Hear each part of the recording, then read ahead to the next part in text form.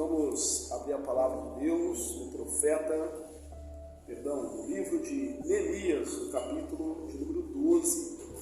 Hoje nós vamos fazer diferente. Nós vamos manter o texto aberto e eu vou ler os versículos que a gente vai dar mais atenção. Então hoje, para a infelicidade de vocês, a gente vai ter um quebra-língua, entendeu? Os nomes difíceis. Irmãos, nós vemos a edificação dos muros de Jerusalém no ano 444 a.C. E certamente isso foi uma vitória para o povo de Deus. Mais de 100 anos embaixo dos escombros, dos monturos. Nós vimos que em 150 dias aqueles muros foram reerguidos, que o povo tinha ânimo para trabalhar. O tema que a gente vai dar para esse capítulo é a importância do louvor para o povo de Deus, baseado no comentário bíblico do reverendo Hernandes Dias Lopes.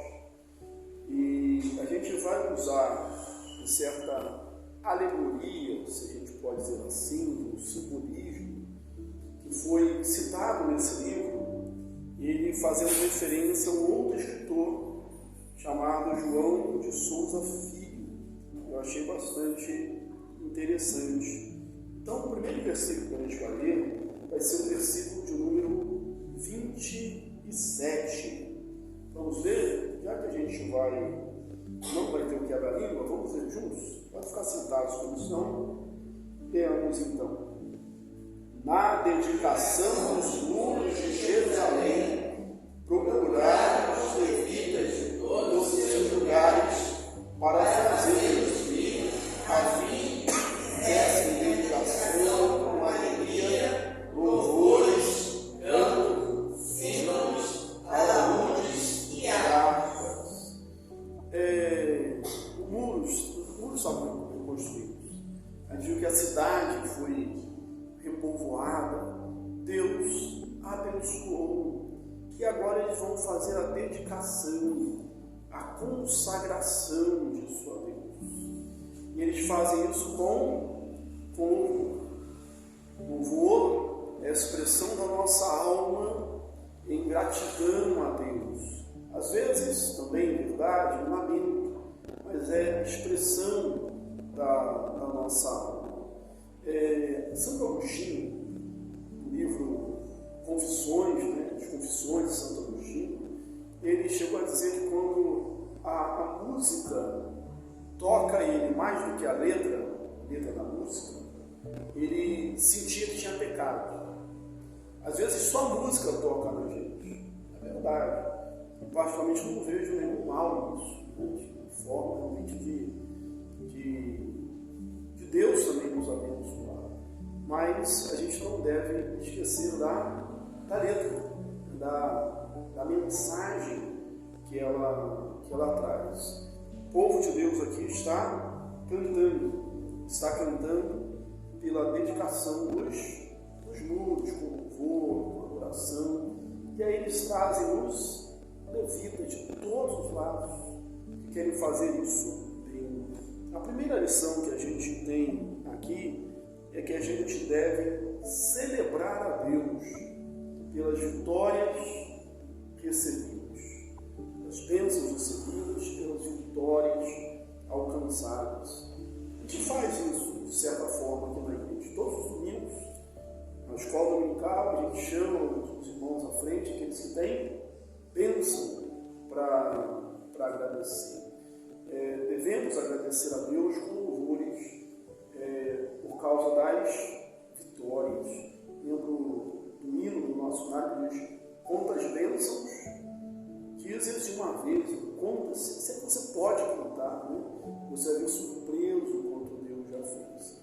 Por vezes, nós somos ingratos, deixamos passar despercebidas aquelas bênçãos que Deus derrama sobre a nossa vida, sobre a igreja, sobre a nossa casa, sobre o nosso trabalho. Agradecer é reconhecer que aquilo veio das mãos de Deus. Não foi o meu braço que conseguiu a vitória, não foi a minha inteligência, a capacidade, foi Deus. Deus que me deu, Deus que fez esta bênção. Então, agradecemos a Deus no meio de alegria. O próprio Neemias tem um versículo que é um dos mais conhecidos de Neemias, na minha opinião. Neemias capítulo 8, versículo 10, ele diz assim: a alegria do Senhor, a nossa força, a alegria do Senhor, a nossa força. Então, o povo de Deus canta alegre por causa das vitórias alcançadas. Em segundo lugar, a gente deve agradecer a Deus com uma vida pura. A santificação nunca deve sair do nosso radar, do nosso desejo, busca por santidade. A gente já viu que eles passaram por um grande processo, de muitas lutas, de reavivamento, de encontro com a palavra, o povo voltando às Escrituras, com Esdras lendo ali a Bíblia, entre as Escrituras. Aqui no versículo 30, vamos olhar aí, confere na sua Bíblia: purificaram-se os sacerdotes e os levitas, que também purificaram o povo e as portas e o muro. Isso chama cuidado, isso chama consagração, atenção às coisas de Deus. Então, antes de fazerem a dedicação, de darem continuidade àquele evento, eles se purificam. Em Israel, havia muitos ritos de purificação. Hoje nós não temos mais esses ritos, né? Cerimoniais de lavagem das mãos, de purificação física das coisas. Mas é claro que nós estamos falando aqui de uma purificação espiritual, de uma santificação, de ser separado por Deus, que significa ser santo. Então eles se purificaram. E nós precisamos fazer isso, a nossa vida diária, ao nos prepararmos para os cultos, para a obra de Deus, deve ser feito com purificação. E não de qualquer maneira. Você vê que quando Deus vai fazer maravilhas no meio do seu povo, o que ele disse ali para Josué? Santificai-vos, porque amanhã fará o Senhor maravilhas no meio de vós. Deus é o mesmo ontem, a gente fala isso no texto de Atos, fala isso a respeito de Jesus. Jesus Cristo é o mesmo ontem, hoje e eternamente. Ele é o mesmo, a gente tem certeza disso. E a pergunta é se nós estamos fazendo, nos colocando nas mãos dele, como servos de Deus colocaram no passado, de se purificar, de santificar, para fazer a obra de Deus.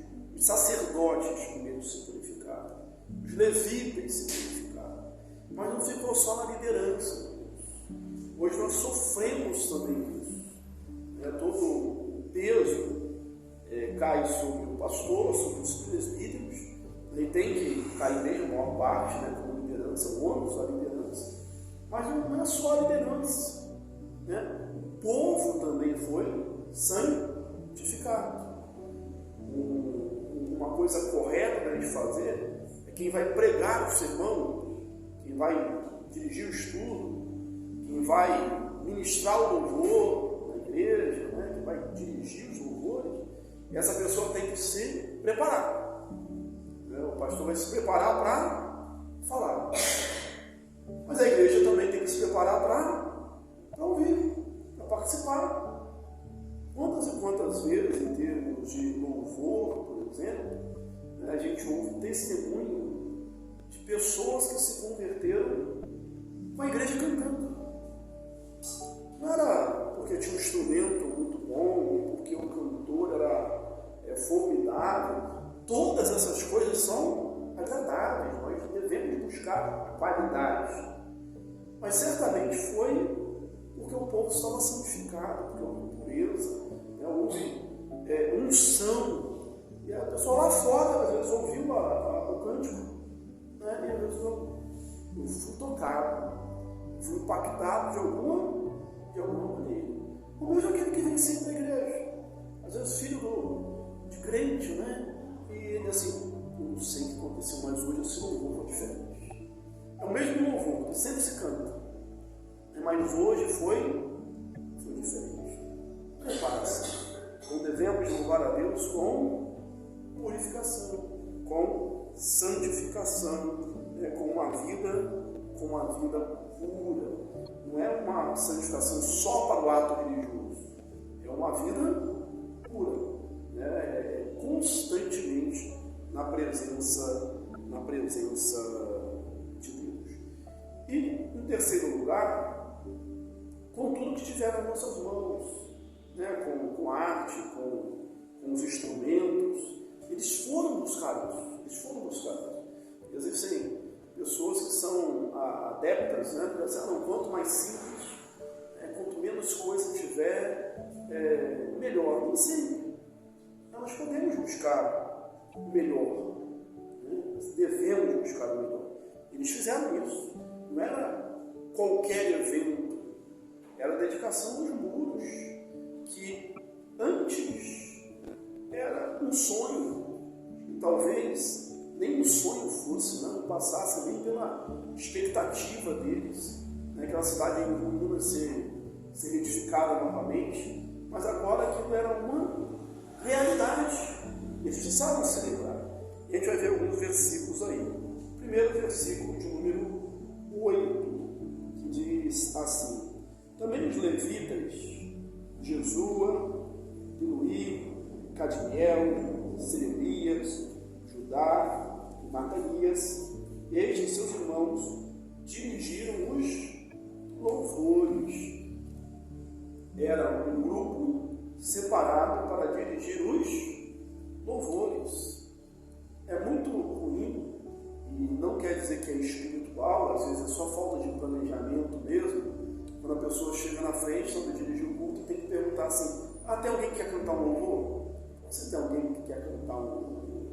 Não foi preparado, a pessoa não foi convidada antes, não se preparou. Essas pessoas foram preparadas com antecedência, eram separadas para essa obra. Sequência, versículo 9. Baquebuquias, esse foi quebra-língua mesmo. Querem falar também? Baquebuquias e Uni, seus irmãos que estavam defronte deles, cada qual no seu mistério. Como que eu gosto disso? Cada qual no seu mistério. É tão bom quando a gente chega na igreja, também lá na empresa, qualquer outro lugar, e cada um sabe o que vai fazer. Cada um no seu mistério, cada um no seu trabalho, cada um na sua função. É necessário que haja divisão de trabalho, que haja também especialização. Então, cada um no seu mistério, cada um fazendo a sua parte. No Novo Testamento, nós vemos isso simbolizado na igreja como um corpo. E esse corpo tem muitos membros. Cada um faz a sua função. Cada um cumpre o seu papel. E cada um é importante. Cada um é necessário. Cada um fazendo o seu mistério, cumprindo o seu mistério. Na igreja há muito trabalho. A obra de Deus há muito trabalho. Quem chega e diz assim: não tem nada que fazer aqui na igreja. Hoje não, essa semana aqui, mas quando tem nessas postagens lá nas redes sociais, havia uma foto de uma pessoa, uma brincadeira, assim, deitada assim na cama, nada para fazer nessa casa. Estava escrito lá. Ia ser ao redor de uma bagunça tremenda. Mas não tem nada para fazer nessa casa. Talvez você esteja na igreja assim, Não tem nada para fazer. A igreja tem muita coisa a fazer. Foi Jesus que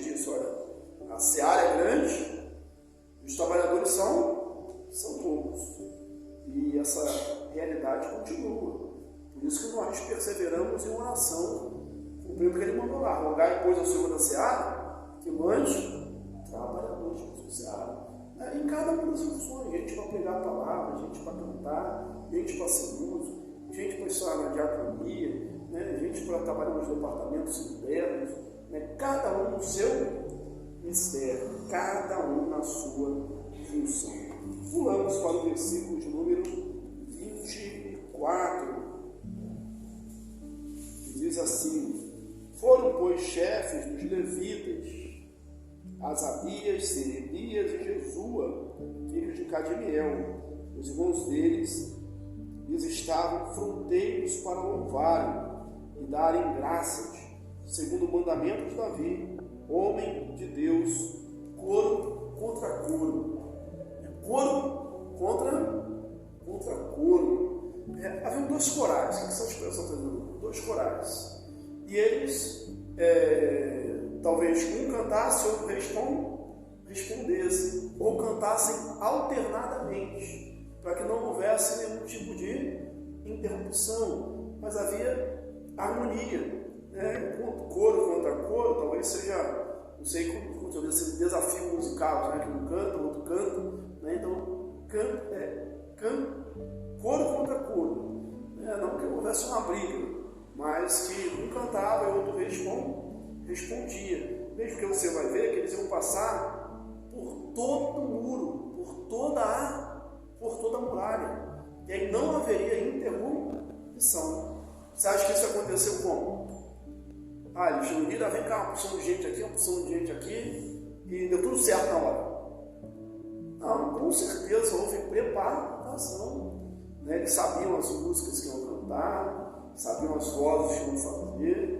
Se é realmente essa questão de um cantar, outro responder, eles sabiam, né, a hora, como fazer. Então havia organização, havia preparo, coro contra coro.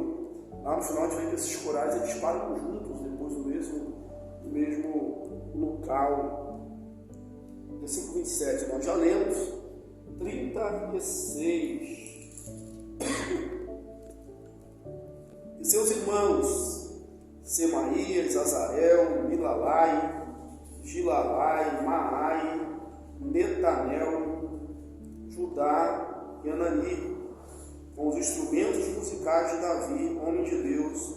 Esdras, o escriba, ia adiante deles.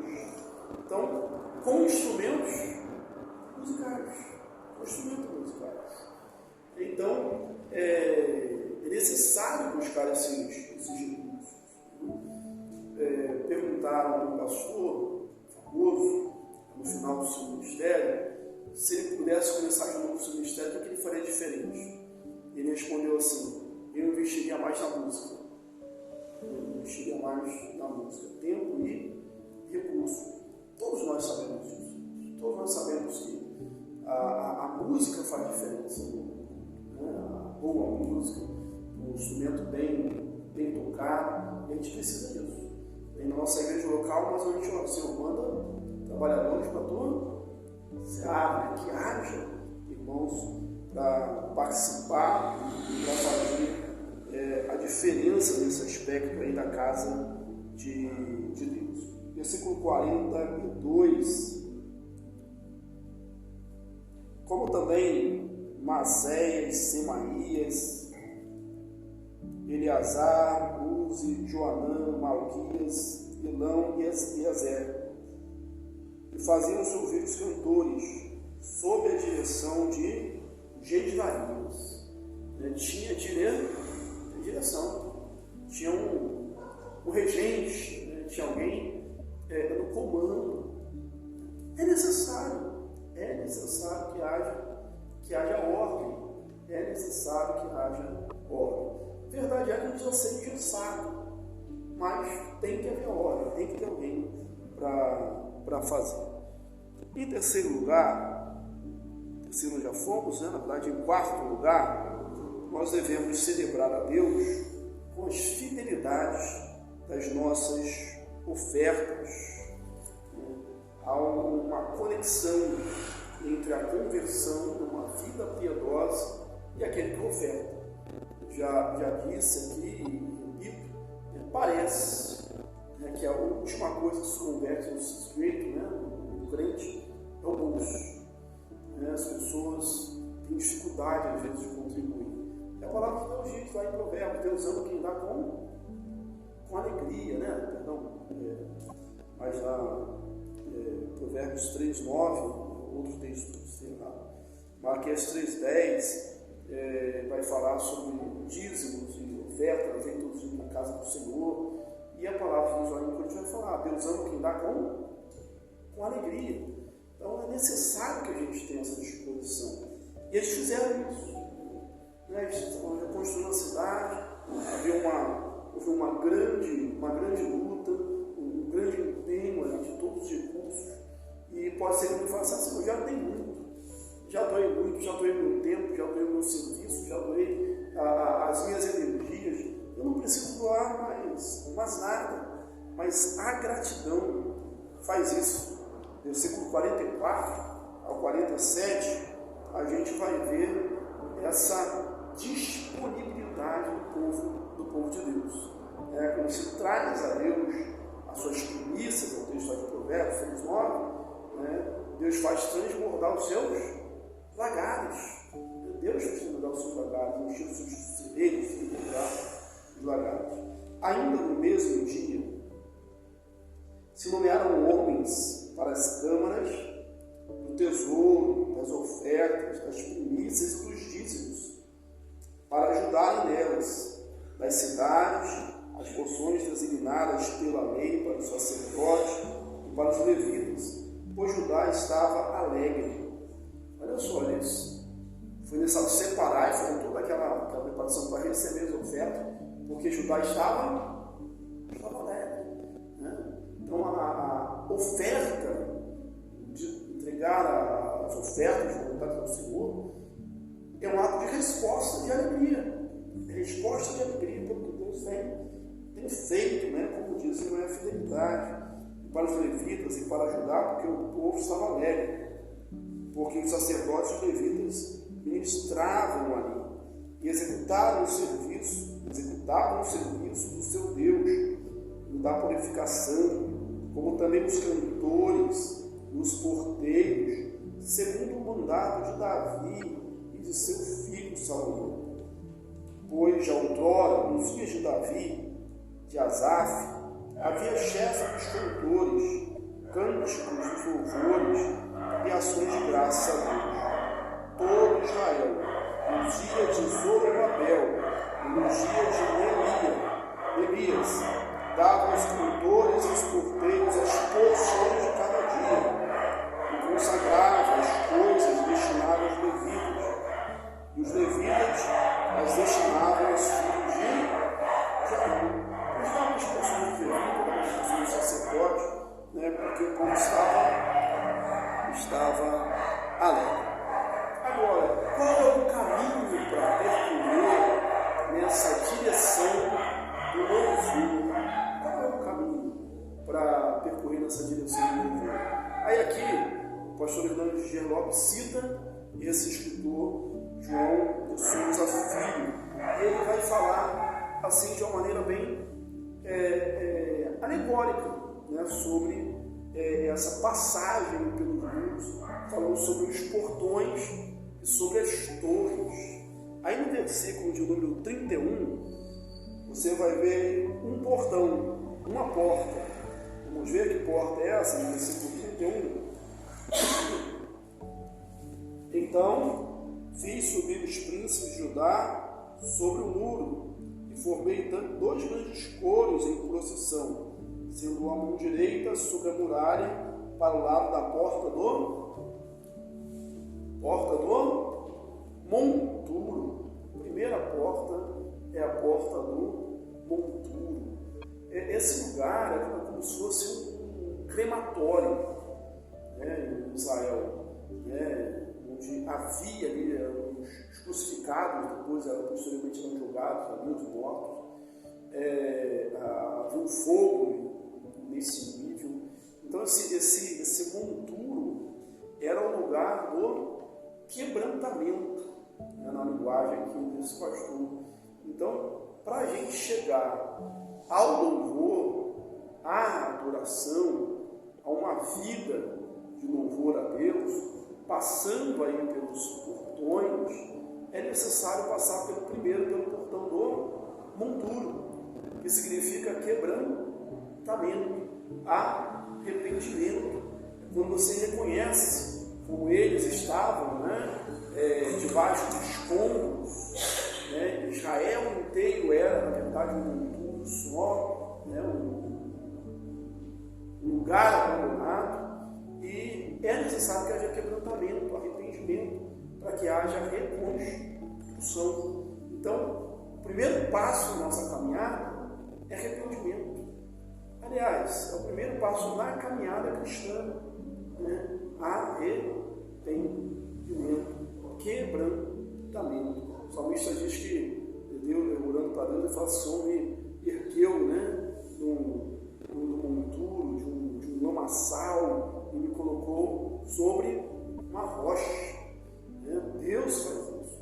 Necessário, pois, que haja quebrantamento, arrependimento. A segunda porta pelo qual ele passa está aí no versículo de número 37. Vai continuar usando essa linguagem figurada, simbólica, alegórica, e diz assim: a entrada da porta da fonte subiram diretamente a escada da casa de Davi. Porta da fonte. Não precisa fazer muito esforço, pensando alegoricamente, para pensar em novo nascimento. Jesus é a fonte da água da vida. Dizer: quem beber desta água nunca mais terá sede. João 7 diz lá, no último dia da grande festa, o Senhor disse: quem beber, fugiu agora o texto, esta água jorrará para a vida eterna. Então, algo que flui, a fonte não para. Para Nicodemos, ele diz: é necessário nascer da água e do Espírito. Então, a fonte é esse símbolo aí do novo nascimento, de encontro com Deus. Ela era próxima a uma porta, a um açude. Essa porta era próxima a um açude, por nome Selá, que no Novo Testamento é conhecido como tanque de Siloé. Então, essa passagem pela porta das fontes vai simbolizar um novo nascimento. A gente tem que sempre beber essa fonte da água da vida. O profeta Jeremias que disse, que o povo tinha deixado ele, a fonte da água da vida, e tinha ido atrás de cisternas rotas. Então é necessário que a gente busque essa fonte. Depois, ainda no versículo 37, tem a porta das águas. Ainda no versículo de número 37. A entrada da porta da fonte, subiram diretamente as escadas da cidade de Davi, onde se eleva um muro sobre a casa de Davi, até a porta das águas, lado oriental. Lembra que quem está fazendo esse percurso é o povo e o coro cantando, por toda a muralha. Então, eles passam primeiro pelo portal do monturo, arrependimento, quebrantamento. Pela porta das fontes, novo nascimento. E pela porta das águas, que vai simbolizar esse enchimento do Espírito, essa constância. Você nasce, mas continua tendo que se encher, se reavivar dia após dia. E aí chega o versículo 38, com uma outra porta, um outro portão aí, que é o portão dos fornos. O segundo coro ia em frente, iam após eles. Metade do povo ia por cima do muro, desde a torre dos fornos até o muro dos lagos, até o muro largo. Então a torre dos fornos. Você pensa em fogo na Bíblia, você pensa em purificação. Então, essa torre dos fornos é passagem pela purificação. Quando o Deus ele prova através do fogo, não é para destruir, é para purificar, como o ouro, que ao passar pelo fogo, o que sai dali? A escória, a impureza, aquilo que não presta, aquilo que não é bom, até ficar um metal puro, né, onde possa ser refletido ali mesmo uma imagem. Né? O livro ele queria ver a sua imagem refletida na peça, e Deus quer ver a sua imagem refletida em nós. Para isso é necessário passar por essa purificação à porta do forno. Aí no versículo 38, nós já lemos, fala do muro largo. Aí a memorização que o autor vai fazer aqui, o autor citado, né, no Neemias, o muro é largo. Né? Então dá uma ideia de que há depois dessa maturidade, há uma flexibilidade. Você não pode andar, pode ir para um lado, para o outro, né? Ali em cima da muralha, não há um apego, né? Assim, não é necessário que haja forma de louvor, de culto, esse engessamento, quando há maturidade. Então, pode se abrir? Tem coisa nova? Pode, desde que seja fiel às Escrituras, desde que seja bom, desde que seja verdade.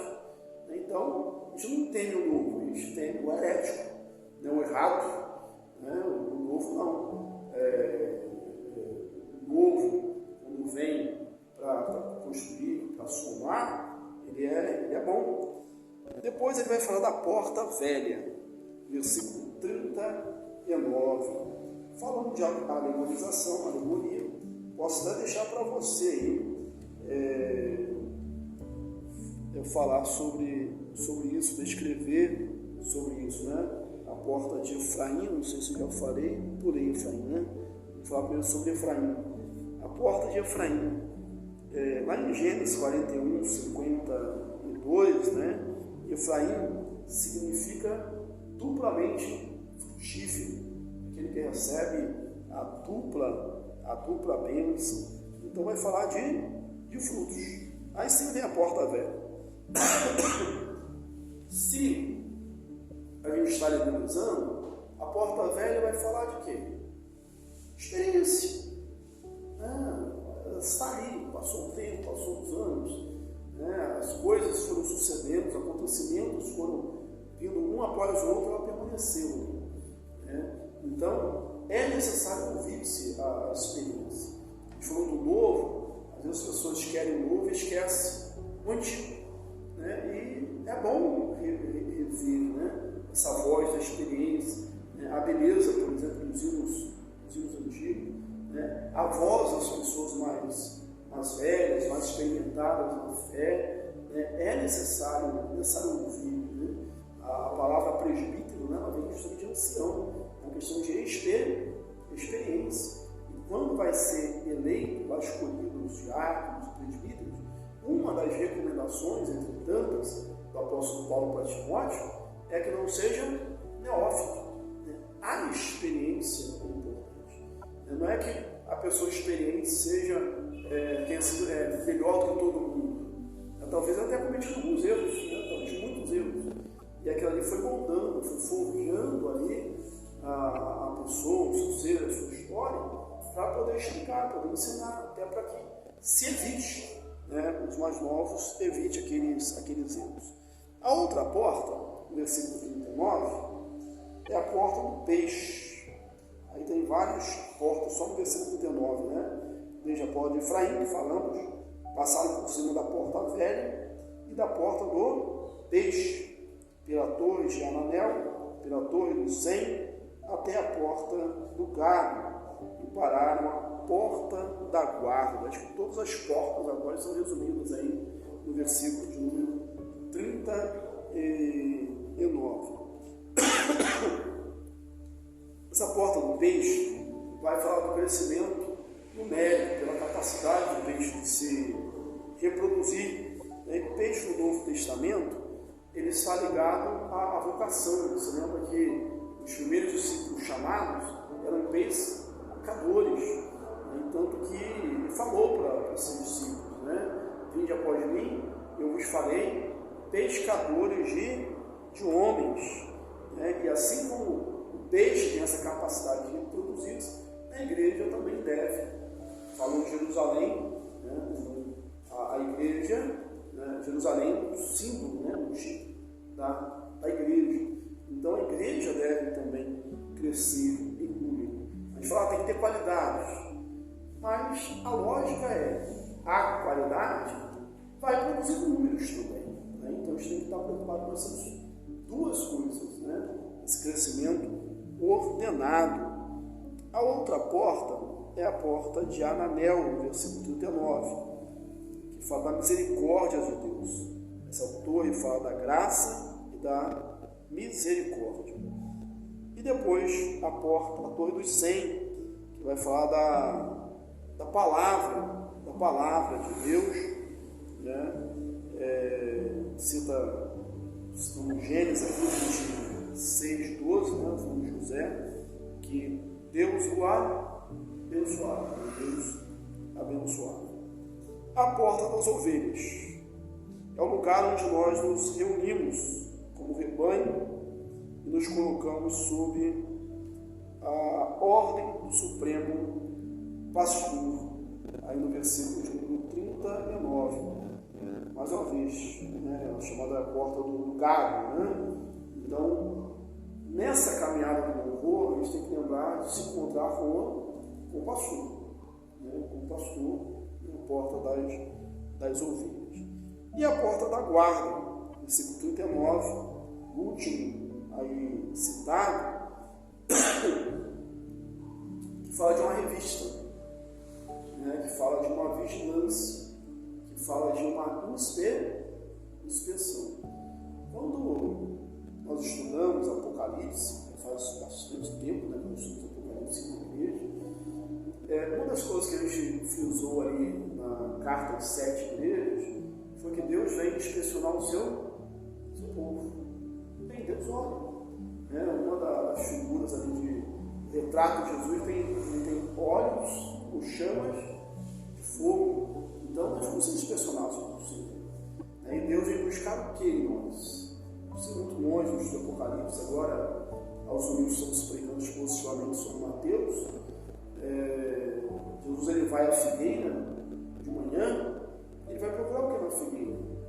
Ela tem folhas, ele foi folhas que ele foi procurar. Ele foi procurar frutos e não encontrou.